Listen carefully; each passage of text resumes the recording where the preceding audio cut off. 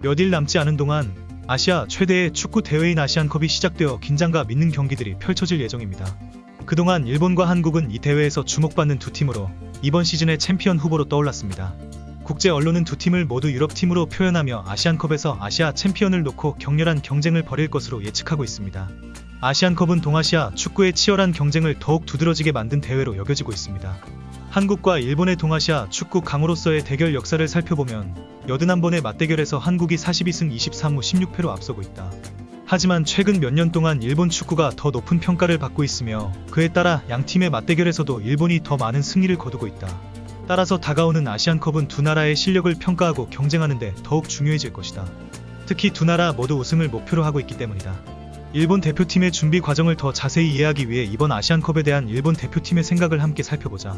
우선 앞서 언급했듯이 일본 대표팀의 목표는 우승입니다. 심지어 그 이상입니다.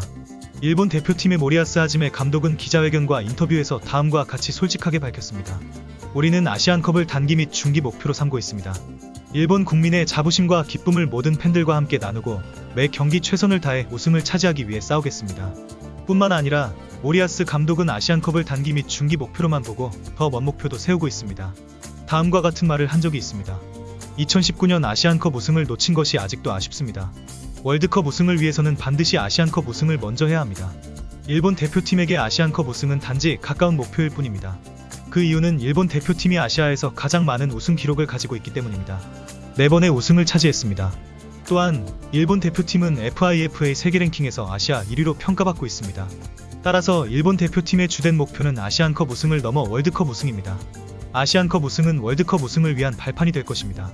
일본 대표팀은 목표에 대한 자신감뿐만 아니라 선수단에 대한 자신감도 가지고 있습니다. 이번 아시안컵에서 일본은 26명 중 20명이 유럽 리그에서 뛰고 있는 선수들을 소집했습니다. 이 중 14명은 2022년 월드컵에 출전한 선수들입니다. 월드컵에서는 독일과 스페인을 꺾고 크로아티아의 승부차기까지 가는 선전을 펼쳤습니다. 모리야스 하지메 감독은 이러한 선수단을 바탕으로 다음과 같이 말하며 일본 축구의 수준에 대한 자부심을 드러냈습니다. 일본 축구의 전체적인 수준을 보면 더 높은 수준에서 뛰는 선수들이 많습니다. 출전 자리를 놓고 치열한 경쟁이 벌어지고 있다는 것은 국가대표팀에 많은 후보들이 있다는 뜻입니다. 이러한 풍부한 자원을 바탕으로 일본 대표팀은 한국 대표팀에 비해 우수한 선수들이 더 많은 것으로 분명해 보입니다. 모리야스 하지메 감독은 목표와 자부심에 대한 공유 외에도 아시안컵 우승을 위한 전술에 대한 자신감을 보이기도 했습니다. 일본 언론사 더 자펜타임에 따르면 모리야스 감독은 다음과 같이 말했습니다.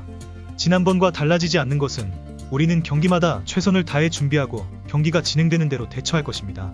아시안컵에서 우승하고 세계 최강팀들을 이기기 위해서는 우리는 수비를 견고히 하고 상대로부터 볼을 더 잘 탈취해야 합니다. 분명히 일본 대표팀은 자신감에 대한 이유가 있습니다. 이러한 자신감은 이 팀이 다가오는 경기에서 유럽 수준의 강력한 모습을 보일 것임을 예고합니다. 따라서 한국 대표팀이 아시아 최고의 자리를 차지하려면 먼저 일본의 수준에 도달하고 이를 뛰어넘어야 합니다. 그러나 일본 대표팀도 미토마와 쿠보와 같은 주축 공격수가 부상으로 빠질 가능성에 대비해야 합니다. 이는 일본이 이번 대회에서 강팀들을 상대로 승리하기 위한 어려움이 될 것입니다. 반대로 한국 대표팀이 일본에 승리하려면 이 약점을 이용하여 기회를 잡아야 합니다. 그리고 가장 좋은 방법은 결승전에서 만나는 것입니다. 여러분은 일본 대표팀의 강점과 공유에 대해 어떻게 생각하십니까? 여러분의 의견을 댓글로 남겨주세요.